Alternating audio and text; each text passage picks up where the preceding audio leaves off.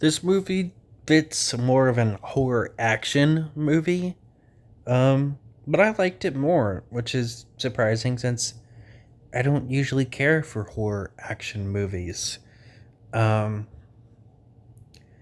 it's a movie where the plot is a lot like the first movie, unfortunately, and it does use the simple stereotype of, bringing a character back to something that they swear they'll never go back to, like Jurassic Park and Rambo. Like Jurassic Park, Alan won't go to the park. He gets offered money, he goes to the park. And then they actually redo that for the third movie, where he won't go to the park. They offer him a lot of money, and he goes to the park. And Rambo, he won't go, but he ends up going. I don't remember the reason, but he ends up going. Um, yeah, they do that simply because she hates the aliens that much. Uh, they are not subtle at all about Birch being the bad guy or Burke. It's something. It's Birch or Burke. I think it was Burke, so I'll say that. Uh, like his first scene is him saying, "Hey, I'm from this company, but trust me, I'm a good guy." Yep, he's the bad guy. Simple as that. He basically just gets what Ash has from the first movie, except this dude's a human. He doesn't care if any of the humans die. Um, but uh, he doesn't want to get his hands dirty, unlike Ash, because Ash like tries to kill Ripley with like a piece of paper or something, like suffocate on her. But with Burke, he like locks a room and leaves them with the face huggers, knowing that they'll get killed via the pregnancy. Um, and obviously they wouldn't be able to combat that with the face huggers being on their face and them not being able to talk. Um, so yeah, he's like a real slimy shit. They also tell us that he was gonna kill all the soldiers too. Like he was gonna jettison the pods. Like he's a real piece of shit. But they decide to keep him alive. They say they need to keep him alive for reasons, I guess. I guess she just really wants him to go to jail or something. But he's a rich motherfucker. Um, I doubt he would go to jail. Them not killing him leads to Hudson dying. And I really liked Hudson. He was a bit whiny at times, but I did like him. A bit over the top. He's got this funny line where he says, "It's game over, man. It's game over." I didn't realize that came from this movie. Like, that became a meme. And I didn't realize it came from Aliens. Um, we also have a little bit of gender stuff in this movie with the fact that Vasquez is a more muscular woman, which is still something that is frowned upon today, unfortunately. Rhea Ripley constantly gets comments on her Insta about how she looks like a man and how she's a man just because she's a more muscular than most women are. Abby from The Last of Us had that same criticism about how unrealistic it was to have a muscular build as a woman. But they shut that shit down real quick. Like this one douchebag tells her, "Do you ever get confused for a man?" And she tells him, "Do you?" Like, awesome. Fucking loved that. I liked Vasquez a lot. Besides the fact that she sneaks guns when they were told not to use guns. Like, she's not specifically told why she's not supposed to use them, which is very stupid on Gorman's part. She should have told him, "Hey, it's dangerous to shoot down there. You could kill yourselves." She probably wouldn't have kept a magazine. But they just tell them to not use the rifles down there. And she's like, "What the fuck is wrong with you?" And, she keeps a magazine. She doesn't say that.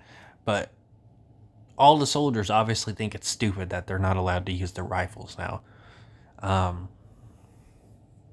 which is understandable. I really liked Vasquez. Unfortunately, her and Gorman die in the vents with them both blowing each other up because they don't want to get killed by the aliens. Um, or like cocooned or whatever. They do mention that the alien doesn't kill people. They cocoon people. But like the majority of people were killed in the original Alien, weren't they? Like her crew, her literal crew were killed. Like, you know, John Hurt with the fucking chest burster and the other three. The only one that got cocooned was Dallas. So I feel like that's a weird thing to say that they don't kill you, they cocoon you. But it is like an excuse for her to go save Newt. Which I liked Newt. She was a cool kid actor. She did a pretty good job. In the director's cut, we actually see the colony, but we don't see them in this one.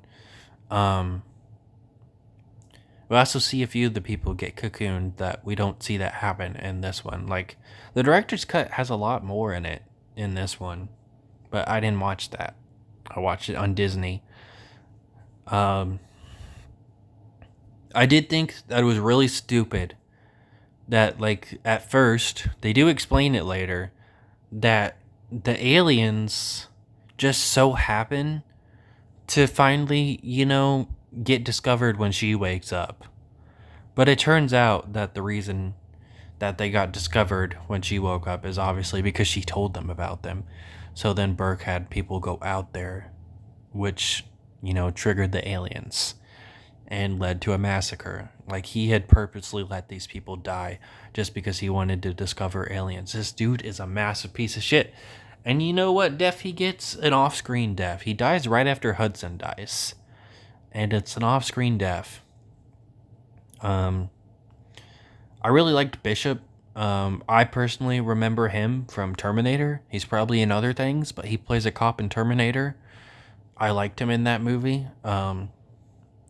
Here he plays an android, and I liked him in this movie. It just he doesn't do too much. Like, he doesn't have that much screen time, much like Lambert from Alien, which she's one of the last people to die, which is surprising because she really doesn't do that much in Alien. Sometimes I even forgot she was a character. So yeah, Bishop and Ripley and Hicks are the only ones left. Hicks ends up getting injured via alien acid, and he's taken out of the rest of the movie. They give Bishop and Ripley a heartwarming moment. So, of course, now Bishop's got to get hurt, where Bishop gets ripped in half by an alien after they have a moment where she's like, Bishop, you did good. And he's like, I did? Like, he's very surprised that Ripley's being nice to him, because early in the movie, she just smacks a tray out of his hand and insults him and says to stay far away from her because she's got some bias towards androids because of what happened to her. Oh, and did I mention that for some reason they decide that it takes place 57 years later? I think the only reason is because the fact that they want to make it less believable that the aliens are there. Like, they tell her, oh, people have been living there for decades. If there are aliens there, we would know. But nobody stumbled across them somehow until Burke specifically asked somebody to go get them. Just, that's a little far-fetched. Though, of course, they didn't know the location. She tells them the location. She has a pretty iconic line of her saving Newt from the big mother alien and going, get away from her, you bitch.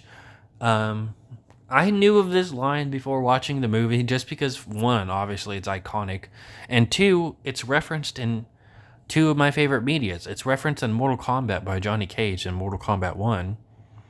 And it's also referenced in Scream 2, which is one of my favorite movies of all time. It's in my top 5. I love that movie. Though they had incorrectly quoted it. They do like a film bro thing where this guy says it and he's like, get away from her, you bitch. And then Randy corrects him and says, actually, it's stay away from her, you bitch. It's film class, right? But he quoted it incorrectly. I think I remember hearing that the reason he quoted it incorrectly was that the other guy made a mistake. Like, he was supposed to say it incorrectly. So Randy ends up saying it incorrectly to cover for that guy. And they just let it go into the film for some reason instead of reshooting. I guess it somewhat makes sense because of all the leaks and shit that were happening about the killers, which sucks. Yeah, it's a pretty good movie. Ripley kills the alien, but I feel like the ending is a bit too similar to the original. We get a little time limit thing, like there's 15 minutes till they're gonna do this, they're gonna nuke the planet, and there's little stakes. Like, that's the exact same thing we had in the original movie. And then the alien manages to escape and not get killed. So then she shoots it through the airlock. Like, that's the exact same thing that happened in the other movie. Jonesy actually was frozen too. Like, that was something that bothered me. Like, I wanted to know why that they had cats so long in the future. I personally just felt it was a bit weird that cats are still a pet this far in the future. I feel like it would be a different pet instead of a cat. And to freeze a cat just feels weird. But yeah, her and Jonesy get frozen together, and Jonesy isn't in the rest of the movie. He isn't in that much of the movie. Sadly, he has to stay behind.